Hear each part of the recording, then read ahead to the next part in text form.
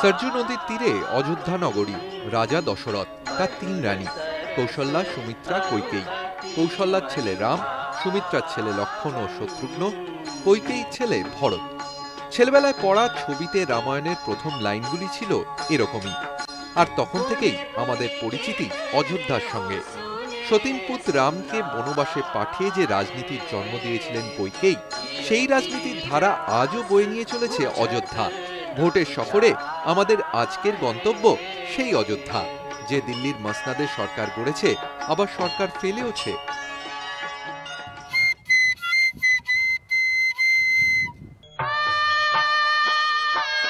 সরজুর তীরে দাঁড়িয়ে রয়েছে দুটি যমজ শহর, অযোধ্যা, ফৈজাবাদ।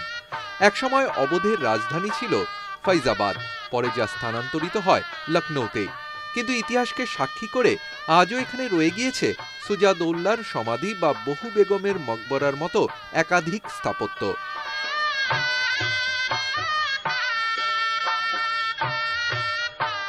আজকের ফৈজাবাদ দেশের আর 5টা ছোট শহরের মতোই ঘিঞ্জি, কোলাহল মুখর।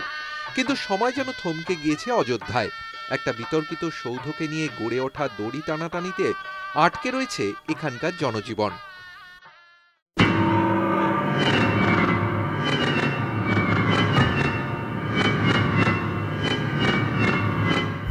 সেটা ছিল 1992, আর এটা 2012। কেটে গিয়েছে প্রায় 2 দশক। ঝা চকচকে শপিং মল বা গগনচুম্বী অট্টালিকা, কোনোটাই পায়নি অযোধ্যা। পেয়েছে কেবল জায়গায় জায়গায় পুলিশের ব্যারিকেড। ভূমিষ্ঠ হওয়ার কিছুদিনের মধ্যেই বাবা মার কণ্ঠস্বরের সঙ্গে অযোধ্যার শিশুরা চিনে ফেলে পুলিশের ভারী বুটের আওয়াজ। পুরাণ আর পুলিশের এই অদ্ভুত মেলবন্ধনই অযোধ্যার ইউএসপি।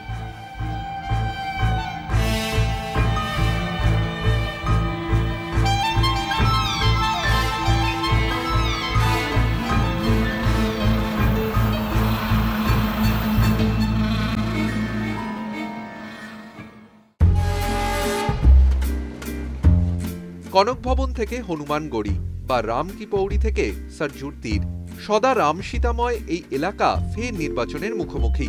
মন্দিরের মহন্ত হন বা ব্যবসায়ী, রাজনৈতিক বিতর্ক থেকে উদাসীন নন কেউই। भाजपा ने अपने यूपी में बहुत काम किया है और अपना जो इस समय बीएसपी की सरकार चल रही, इन्होंने थोड़ा मोड़ा काम किया, गरीबों के लिए ही किया, लेकिन विशेषकर व्यापारियों के लिए कुछ नहीं किया है। हम लोग शांति चाहते हैं। अयोध्या में जगह जगह नाकाबंदी है, इधर न जाओ उधर न जाओ। इसी मंदिर और मस्जिद के चक्कर में कितने फोर्स पड़ी हुई हैं अयोध्या में। सब अपने अपने पार्टी लोग अपने अपने रोटी सेंक रहा है जगह जगह। अब देखिए, जिसमें अब भगवान की इच्छा होगा उसको मिलेगा। অযোধ্যার বর্তমান বিধায়ক বিজেপির লাল্লু সিং, কিন্তু গত বিধানসভা নির্বাচনে তার জয়ের ব্যবধান খুব একটা আহামরি ছিল না। সেই সংখ্যাতত্ত্বই এবার আশার আলো দেখাচ্ছে সমাজবাদী পার্টির প্রার্থী তেজেন্দ্র नारायण पांडे। लल्लू सिंह ने 20 वर्षों में इस पूरे फैजाबाद अयोध्या को खोखला कर दिया। इस भाजपा के विधायक, विकास तो उन्होंने अपना किया, विनाश किया हमारी अयोध्या और फैजाबाद का। तो अयोध्या फैजाबाद के भी लोगों का ये मानना है कि जब मुलायम सिंह की सरकार बन रही तो यहाँ से भी विधायक जीत के जाना चाहिए, जिससे कि अयोध्या फैजाबाद का विकास हो सके।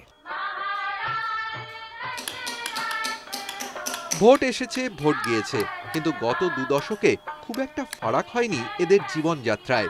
মন্দির তৈরির কর্মশালায় নিত্যদিন পাথরে হাতুড়ি ঠুকে চলেছেন।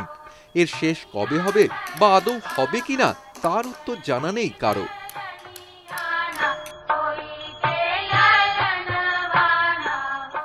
সব মিলিয়ে আবারও নির্বাচনের মুখে অযোধ্যা, সেই অযোধ্যা যেখানে প্রতিটি ধূলিকণায় লুকিয়ে রয়েছে রাম নাম, সেই অযোধ্যা যেখানে ঘাড় ঘোরালেই চোখে পড়বে বজরংবলী, সেই অযোধ্যা যেখানে ঢাকঢোল বাজিয়ে উৎসব পালন করেন শ্মশান যাত্রীরা, সেই অযোধ্যা যেখানে মৃত্যু মানেই পাপ মুক্তি, সেই অযোধ্যা যেখানে রয়েছে এই টলটলে সরজু নদী, যে নদীর জলে মিশে রয়েছে ধর্ম আর রাজনীতি।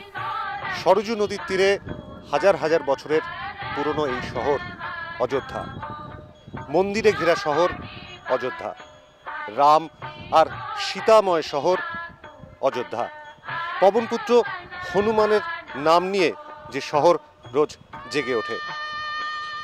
এই শহরে ধর্মই মূল কথা, শুরুর কথা, শেষের কথা।